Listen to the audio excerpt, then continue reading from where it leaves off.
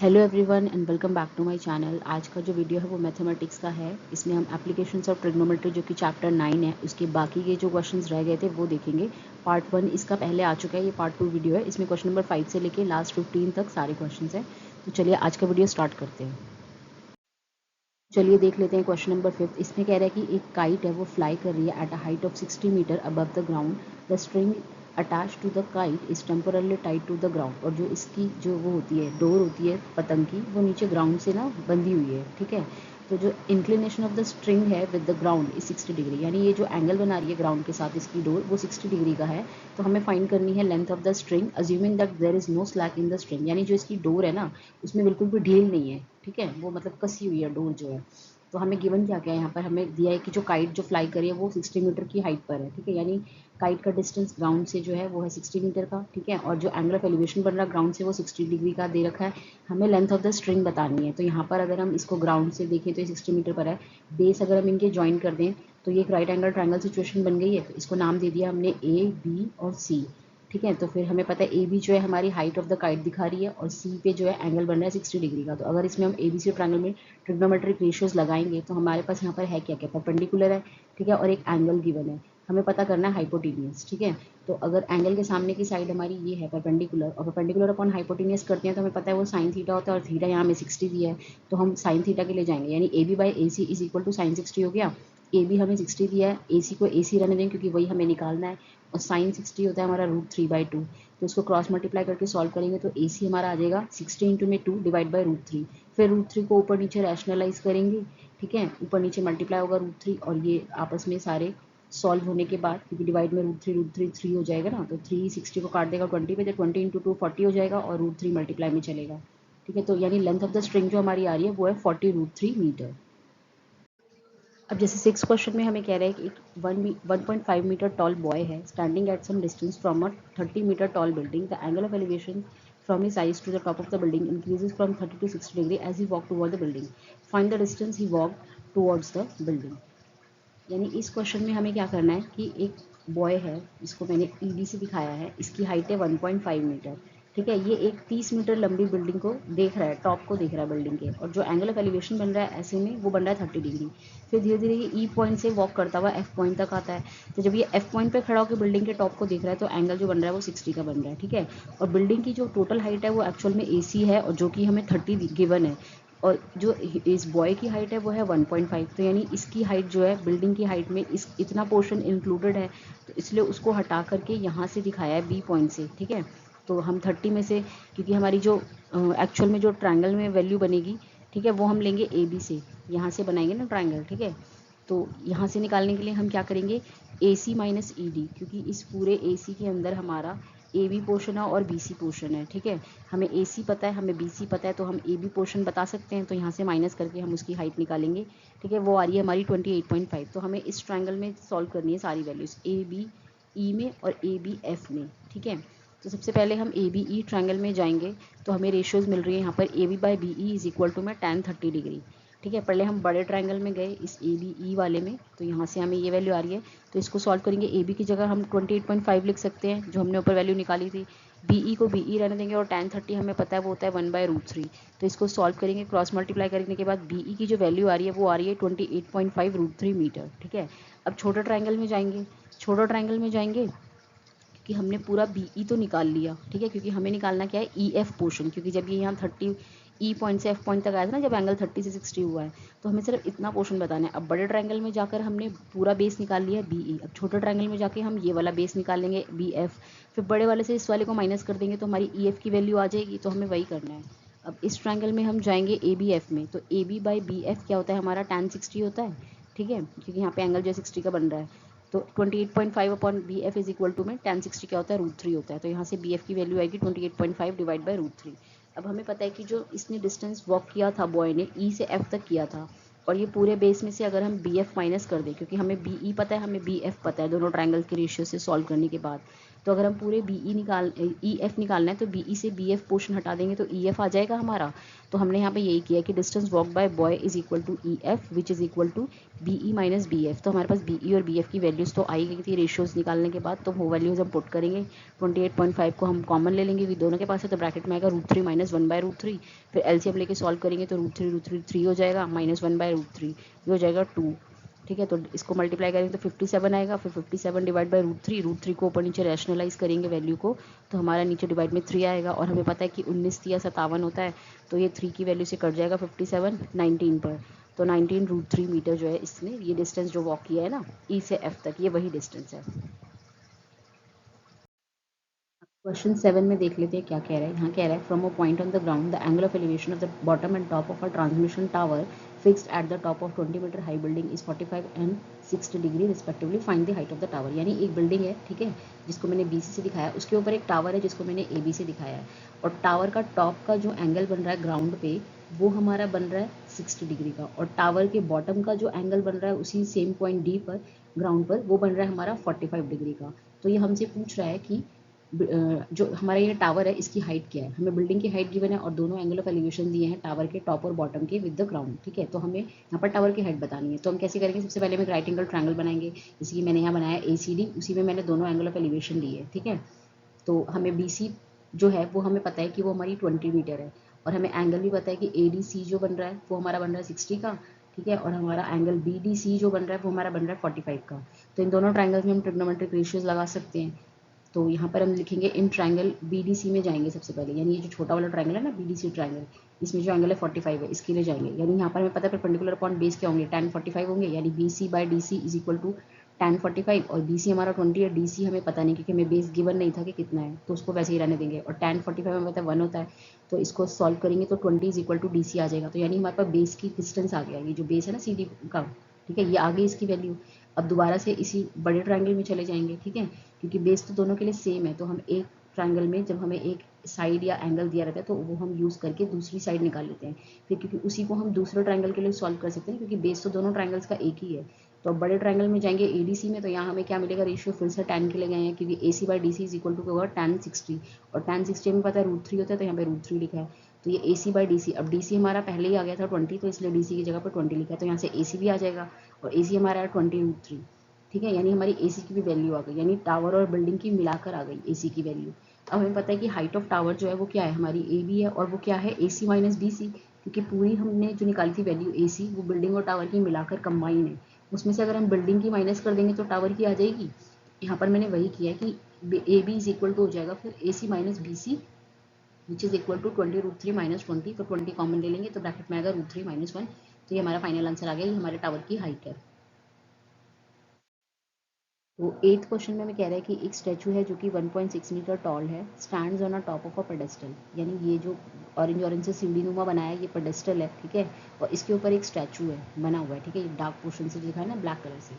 कह रहा है from a point on the ground the angle of elevation of the top of the statue 60 degree. यानी statue के top से जो ग्राउंड पे एंगल ऑफ एलिवेशन बन रहा है वो बन रहा है 60 डिग्री का, ठीक है, and the same point and from the same point angle of elevation of the top of the pedestal is 45। और जो हमारा ये पेडेस्टल पोर्शन है इसके टॉप का जो एंगल बन रहा है ग्राउंड से वो बन रहा है 45 का। तो find the height of the pedestal, यानी पेडेस्टल पोर्शन जो है उसकी हाइट बतानी है, क्योंकि स्टैचू की तो गिवन है। तो कैसे करेंगे हम, हमें जो गिवन है पहले वो लिख लेते हैं। तो हाइट ऑफ स्टैचू हमारी 1.6 है, और एंगल ऑफ एलिवेशन स्टैचू के टॉप का जो है वो बन रहा है 60, और पेडेस्टल के टॉप का जो बन रहा है वो बन रहा है 45, और हाइट ऑफ पेडेस्टल हमें निकालनी है। तो हम यहाँ पर सबसे पहले राइट एंगल ट्रायंगल बनाएंगे। तो मैंने यहाँ पर यह ट्रायंगल बना दिया ACD, ठीक है, ACD ट्रायंगल बना दिया, और D पॉइंट पे हमारे दोनों एंगल ऑफ एलिवेशन भी बन रहे थे, और जो हमारा हाइट ऑफ स्टैचू है प्लस पेडेस्टल मिलाकर है वो हमारा AC है, क्योंकि इस पूरे राइट एंगल ट्रायंगल में AC वैल्यू है ना परपेंडिकुलर, और उसमें हमारे स्टैचू की और पेडेस्टल की दोनों की हाइट आ रही है which is AB plus BC। और एंगल D जो है हमारा ये वाला ADC जो है ये 60 है, और एंगल BDC जो दिखा रहा है वो 45 है, यानी ये BDC ये वाला 45 है, और ये बड़ा वाला जो एंगल है ये 60 का है, ठीक है। तो यहाँ पे दो ट्रायंगल हमें दिख रहे हैं, एक ट्रायंगल BDC दिख रहा है और एक ट्रायंगल ADC दिख रहा है, ठीक है, एक ही फिगर में। पहले हम छोटे ट्रायंगल में चले जाते हैं, ये BDC जो है जिसमें हमारा D जो है 45 है, तो हम यहाँ लिखेंगे BC/DC is equal to tan 45, और tan 45 1 होता है, तो इसको सॉल्व करेंगे तो BC इक्वल DC आ गया है। तो यहाँ से हमें पता चल गया कि जितना BC है उतना ही DC भी है, ठीक है। अब ADC ट्रायंगल में चले जाते हैं, जो बड़ा वाला ट्रायंगल है हमारा, ठीक है, जिसमें हमारा थीटा है 60 degree. AC by D C is equal to tan 60 होगा, तो यहाँ से हम AC की जगह पे लिख सकते हैं AB plus B C upon में D C is equal to में, और tan 60 क्या होता है हमारा √3 होता है। तो AB की वैल्यू तो हमें गिवन थी स्टैचू की 1.6, और BC का पेडेस्टल का हमने BC लिखा। CD जो है यहाँ पर चले गया √3 के पास, तो वो मल्टीप्लाई हो जाएगा, तो ये आ जाएगा DC √3, और हमने देखा था कि DC और BC जो है वो बराबर है, तो यहाँ पे मैंने DC की जगह BC लिख दिया है। फिर ये वाला जो BC यहाँ 1.6 के साथ प्लस में ये जाएगा उस तरफ, तो यहाँ आके माइनस हो जाएगा। ठीक है, तो इसको दोनों के पास BC है, तो BC कॉमन ले लिया, ब्रैकेट में आ गया √3 - 1। ठीक है, तो यहाँ से फिर √3 - 1 जो होगा, ये वाला पोर्शन जो होगा ये जाएगा इधर 1.6 के पास डिवाइड में, तो BC is equal to 1.6 divide by √3 - 1 आ जाएगा। अब ये क्योंकि नीचे इरेशनल वैल्यूज बनेगी ना अगर अंडर रूट में है, तो इसको रैशनलाइज करना पड़ेगा। तो इसको रैशनलाइज करेंगे तो ऊपर नीचे √3 + 1 से मल्टीप्लाई और डिवाइड करेंगे, तो ऊपर 1.6 के साथ भी मल्टीप्लाई किया और नीचे भी किया, तो ऊपर वाले पोर्शन तो वैसे का वैसे ही रहा, और नीचे क्या आ जाएगा, ये a plus B a minus B की फॉर्म में दिख रहा है, तो यहाँ पे हम a² - b² लिख सकते हैं, और और ये √3 का स्क्वायर करेंगे तो वो 3 हो जाएगा, और 1 का तो 1 ही आएगा, तो 3 - 1 क्या होगा 2 हो जाएगा, तो यहाँ पे 2 आ रहा है डिवाइड में, फिर 2 को 1.6 से काटा तो 0.8 आएगा, यानी फाइनल वैल्यू जो हमारी बन रही है वो है 0.8 ब्रैकेट में √3 + 1 मीटर, यानी जो ये पेडेस्टल पोर्शन है इसकी हाइट हमारी इतनी आ रही है 0.8 इंटू में √3 + 1। अब 9 क्वेश्चन में हमें कह रहा था angle of elevation of the top of a building from the foot of the tower is 30 degree and the angle of elevation of the top of the tower from the foot of the building is 60 degree. If the tower is 50 metre height find the height of the building. यानी एक building है जिसको मैंने AB से दिखाया है, और एक हमारा टावर है जिसको मैंने EC से दिखाया है। अब जितनी हाइट AB बिल्डिंग की होगी उतनी ही यहाँ पर हमारे टावर की भी इतनी इंक्लूड आ रहा है पोर्शन, क्योंकि ये वाली AB साइड जो है DC के पैरेलल है। ठीक है, लेकिन हमें यहाँ पर टावर की हाइट पूरी दी हुई है 50 है। ठीक है, और जो एंगल बन रहा है हमारा टावर का इस बिल्डिंग के बॉटम से वो बन रहा है 60 डिग्री का, और यहाँ बिल्डिंग के टॉप का जो एंगल बन रहा है हमारे टावर के फुट से वो बन रहा है 30 डिग्री का। ठीक है, तो यहाँ पर हमारे दो ट्रायंगल दिख रहे हैं ABC और EBC। तो हम देख लेते हैं कि इस पर कौन सा एंगल था। जैसे यहाँ पर EBC में जो बन रहा है वो 60 बन रहा है, और ACB में जो बन रहा है वो 30 बन रहा है, और EC जो है हमारी हाइट ऑफ द टावर है जो कि 50 हमें गिवन है। तो हम दोनों ट्रायंगल में ट्रिग्नोमेट्रिक रेशियोज के लिए जाएंगे, क्योंकि हमें यहाँ पर AB भी पता करना है। ठीक है, और AB पता चल जाएगा तो हमारा ये भी पता चल जाएगा कि इसकी हाइट है क्या। तो पहले हम ABC ट्रायंगल में जाएंगे। ABC ट्रायंगल हमारा ये छोटा वाला ट्रायंगल है जिसमें C पर 30 का एंगल बन रहा है। तो यहाँ लिखेंगे हम AB by BC is equal to में tan 30, AB by BC is equal to में tan 30 की जगह हम लिख सकते हैं 1/√3। तो यहाँ से हमारा क्रॉस मल्टीप्लाई करने के बाद BC का वैल्यू आ रहा है AB इंटू में √3। फिर गए हम बड़े वाले ट्रायंगल में जो कि हमारा EBC, ये वाला ट्रायंगल EBC। ठीक है, यहाँ पर हमारा B पे बन रहा है 60 का एंगल, तो इसमें भी हम ट्रिग्नोमेट्रिक रेशियोज के लिए जाएंगे, तो हम लिख सकते हैं EC by BC is equal to में tan 60 डिग्री। ठीक है, और EC हमें पता है गिवन है वो 50 है, तो BC की जगह BC लिखा, और tan 60 हमारा √3 होता है। इसको भी फिर हम क्रॉस मल्टीप्लाई करेंगे तो BC का वैल्यू जो है हमारा वो आएगा 50/√3। ठीक है, और हमें पता है कि हमने पहले जब सॉल्व किया था तो BC की वैल्यू हमारी आ रही थी AB √3, तो BC की जगह हमने AB √3 लिख दिया। यहाँ भी √3 है, यहाँ भी √3 है। ठीक है, तो ये √3 जाएगा इधर, इसके पास डिनोमिनेटर में √3 के पास, √3 मल्टीप्लाई होकर 3 हो जाएंगे। ठीक है, और 50/3 आंसर आ रहा है, तो इसको हम डिवाइड करेंगे तो ये आ रहा है 16.66 मीटर। तो यानी हमारी बिल्डिंग की हाइट जो है वो इतनी है 16.66 मीटर। अब क्वेश्चन नंबर 10 में हमें कह रहा है कि दो पोल्स हैं जो इक्वल हाइट के हैं। ठीक है, standing opposite to each other on either side of the road. यानी कोई रोड है और दो पोल हैं AB और CD से मैंने दिखाए हैं। ठीक है, ये रोड के ऑपोजिट साइड्स पर लगे हुए हैं। विच इज 80 मीटर वाइड, यानी इनके बीच का जो डिस्टेंस है पोल्स के बीच का वो 80 मीटर का है। ये BD डिस्टेंस जो है पूरा का पूरा। From a point between them on the road, the angle of elevation of the top of the pole are 60 degree and 30 degree respectively। यानी इस पूरी BD लाइन के बीच में एक पॉइंट लिया है जिसको मैंने O से दिखाया है, और इस O पॉइंट से पोल के टॉप जो है दोनों, उन पर एंगल ऑफ एलिवेशन जो बन रहा है, इस तरफ बन रहा है हमारा 30 डिग्री का और इस तरफ बन रहा है हमारा 60 डिग्री का। ठीक है, find the height of the pole and distance of the pole and distance of the point from the pole. यानी हमें दोनों पोल्स की हाइट भी बतानी है, और ये जो O पॉइंट है ये इन दोनों पोल से कितने कितने मीटर दूर है हमें ये भी बताना है। ठीक है, तो हम कैसे करेंगे इसमें, height of both the poles are equal, ये तो हमें गिवन है, और हमें जो एंगल दिए हैं वो भी हमें पता है 30 और 60 के बन रहे हैं, और दोनों पोल्स के बीच में 80 मीटर का गैप है। ठीक है, 80 मीटर का डिस्टेंस हमें फाइंड करना है, height of pole and distance of point from the poles. तो सबसे पहले हम देखेंगे यहाँ पर हमें दो हमें राइट एंगल ट्रायंगल दिख रहे हैं, एक है हमारा AOB और एक है हमारा COD। एक O पॉइंट से ये वाला ट्रायंगल बन रहा है हमारा AOB, और O पॉइंट से इस तरफ भी बन रहा है रोड के। ठीक है, लेफ्ट और राइट में दोनों तरफ बन रहा है, यहाँ बन रहा है OCD या COD वट। ठीक है, तो ये जो पॉइंट O है जो हमने लेट किया, ये वाला पॉइंट O कह रहा है कि मान लो कि ये D पॉइंट से x मीटर अवे है, यानी इतना OD डिस्टेंस जो है इसको x मान लो, तो ऑब्वियस है OB हमारा क्या होगा, पूरा डिस्टेंस अगर 80 है तो ये होगा हमारा 80 - x BO डिस्टेंस। तो यहाँ से OB डिस्टेंस निकाला 80 - x, और हमें पता है B और D पर हमारा 90 का एंगल है, और हमें AB और CD गिवन है कि वो इक्वल है। तो पहले हम AOB ट्रायंगल में जाएंगे। ठीक है, क्योंकि हमें इसकी AB साइड पता करनी पड़ेगी ना। तो हम यहाँ पर रेशियो लिखेंगे A B upon O B is equal to में tan 30, और ओ बी हमने यहाँ से लिखा था कि वो है 80 माइनस एक्स, तो हमारा A B upon 80 minus X is equal to tan 30 की जगह 1/√3 लिख दिया। फिर इनको क्रॉस मल्टीप्लाई करेंगे तो ए बी का वैल्यू आ रहा है 80 माइनस एक्स डिवाइड बाई √3। ठीक है, तो इसको दे देंगे हम इक्वेशन 1। फिर हम जाएंगे दूसरे ट्रायंगल में सी ओ डी में, और यहाँ से लिखेंगे C D upon O D जो है हमारा वो है tan 60, और tan 60 हमें पता है √3 होता है, और OD को तो हमने खुद ही x लेट किया था, तो यहाँ पे OD की जगह x लिखा है, तो CD हमारा क्या आ जाएगा, x जाएगा √3 के पास मल्टीप्लाई हो जाएगा, तो CD is equal to x √3 आएगा। और हमें पता है कि AB और CD जो है वो इक्वल है, क्योंकि ये हमें क्वेश्चन में ही गिवन है। यहाँ पर हमारी CD की भी वैल्यू आ जाएगी फिर, तो यहाँ से हम इन दोनों को इक्वेट कर देंगे, क्योंकि यहाँ पर हमारी AB की जो वैल्यू आई है और यहाँ हमारी CD की जो वैल्यू है, और ABCD दोनों बराबर हैं। ठीक है, तो हम यहाँ पर दोनों को इक्वेट कर सकते हैं। तो 80 minus x divide by √3 equal हो जाएगा x √3 के। तो यहाँ से हमारी x की वैल्यू आ जाएगी सॉल्व करने के बाद, जो कि हमारी यहाँ पर आ रही है x की वैल्यू, जो कि हमारा OD है वो आ रहा है 20 मीटर। ठीक है, तो ये जितना दूर है इससे ही 20 पर दूर है, तो ये वाली OB की वैल्यू क्या हो जाएगी, ऑब्वियस है 80 माइनस 20 करेंगे तो 60 आएगा। तो OB की वैल्यू हमारी ये 60 आ रही है, और हमारा AB और CD जो थे वो बराबर आ रहे थे यहाँ से, और AB की वैल्यू जब हमें x की वैल्यू पुट करेंगे यहाँ पर, तो हमारी AB की वैल्यू भी आ जाएगी, और x हमारा 20 था, तो ये हमारा ये आ जाएगा सॉल्व होने के बाद। ठीक है, यहाँ से फाइनल वैल्यू AB और CD की 20√3।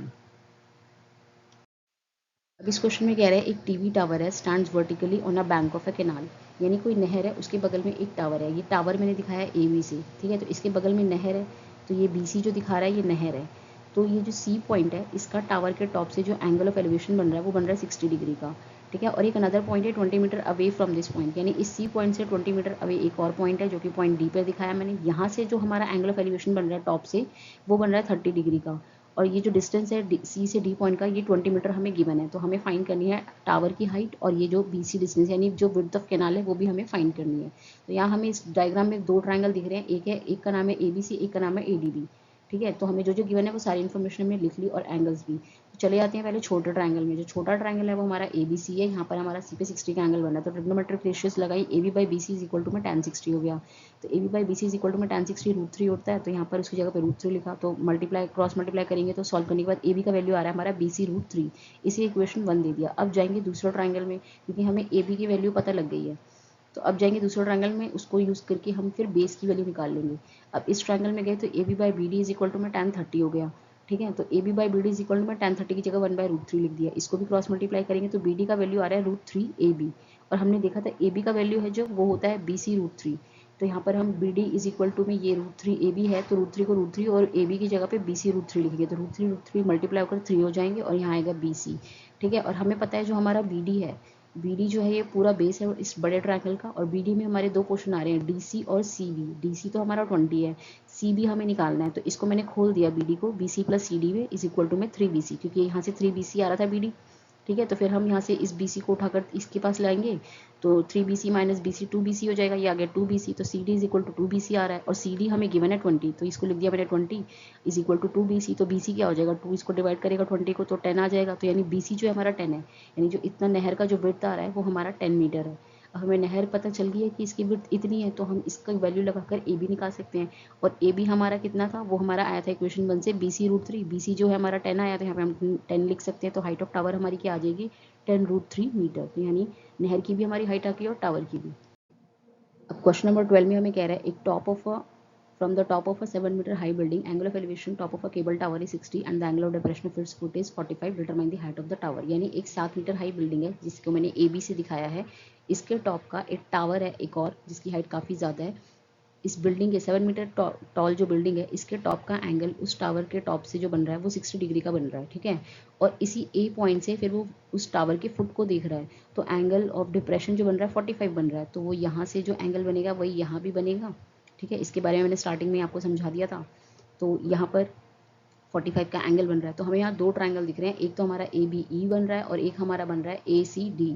ठीक है, तो हमें जो है यहाँ पर टावर की हाइट बतानी है, तो दो ट्राइंगल जो है हमारे ABE और ADC हम इसमें जाएंगे और वैल्यूज़ निकालेंगे। तो हमें AB तो पता है 7 गिवन है, और CAD जो हमारा बन रहा है एंगल CAD वो बन रहा है हमारा 60 डिग्री का, और हमारा एंगल AEB जो बन रहा है वो हमारा बन रहा है 45 का। और हमें यहाँ पे पता है कि ये वाली साइड AB साइड पैरेलल है टू DE और हमारा AD पैरेलल है टू BE। ठीक है, तो यहाँ पर हम ए बी ई ट्रायंगल में जाएंगे, सबसे पहले छोटे वाले ट्रायंगल में, तो हमारे यहाँ वैल्यू आएंगी A B by B E is equal to 1045 आएगा। तो ए बी हमें 7 गिवन है, तो 7 by B E is equal to 1045 1 होता है, तो हमारा क्रॉस मल्टीप्लाई करके value B E is equal to 7 आ जाएगा। तो बी ई की वैल्यू आ गई, यानी जो हमारा बेस की वैल्यू है वो 45 आ गई हमारी। तो अगर हमें बी ई पता लग रहा है कि 7 आ रहा है, तो हमारा ए डी उसके पैरेलल, तो ए डी भी 7 होगा। तो इस वाले ट्रायंगल का बेस हमें पता चल गया। तो इस ट्रायंगल में जाएंगे तो हमें पता है C D by A D is equal to 1060 होता है, और 1060 √3 होता है, और ए डी और बी ई तो पैरेलल ही है, तो वो बराबर भी होंगे। तो C D by A D की जगह मैंने बी ई लिख दिया यहाँ पर इज इक्वल टू √3।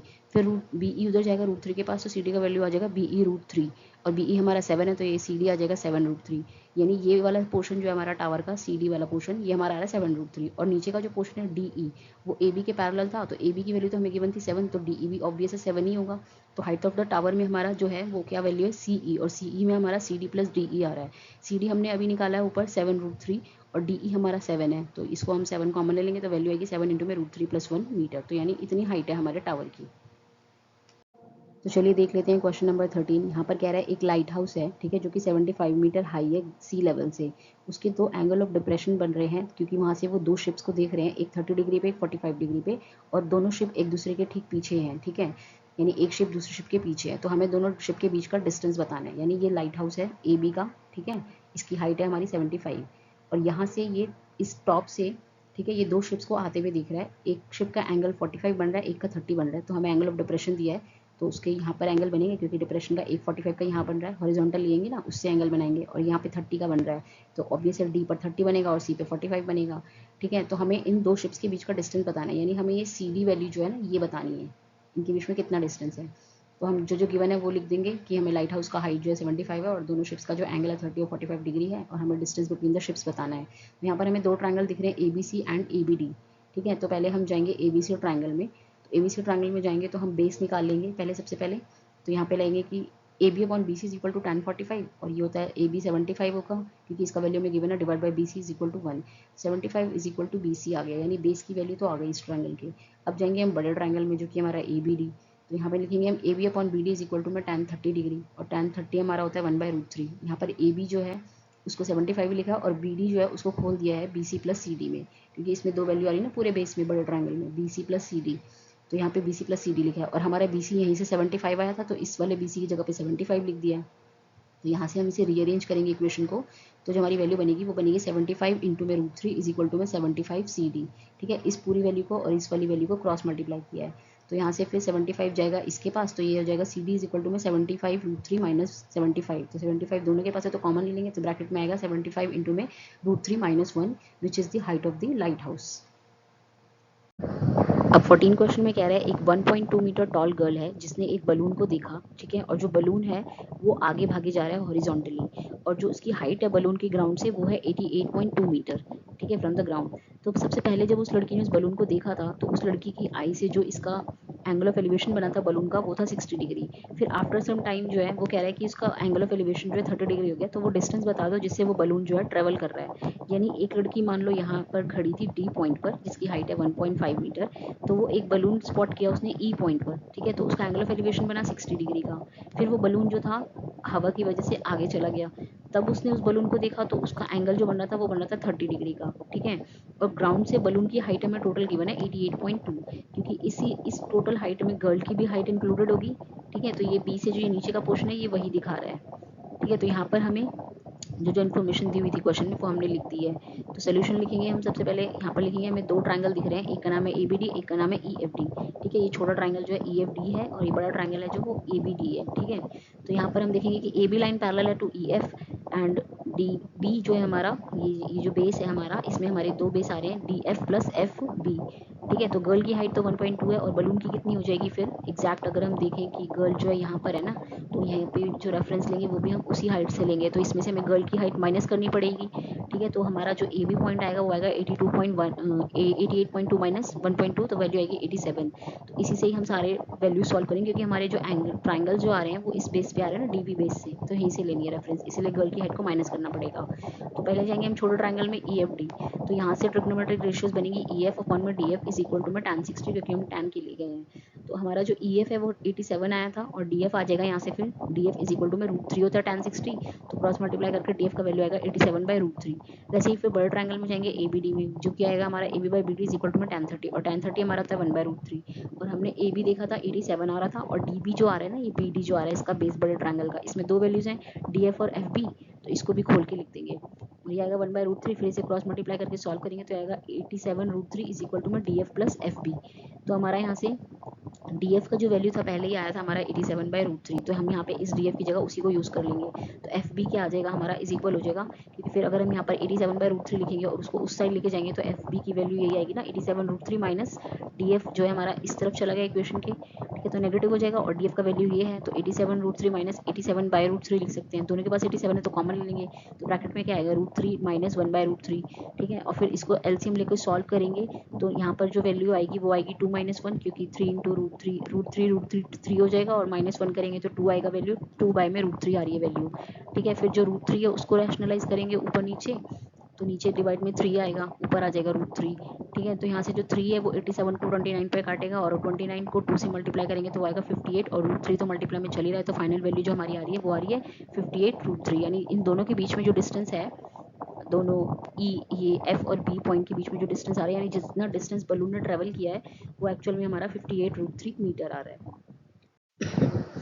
अब देख लेते हैं क्वेश्चन 15। इसमें कह रहा है एक स्ट्रेट हाईवे है, leads to the foot of a tower, a man standing at the top of the tower observe a car at an angle of depression of 30 degree which is approaching the foot of the tower with uniform speed.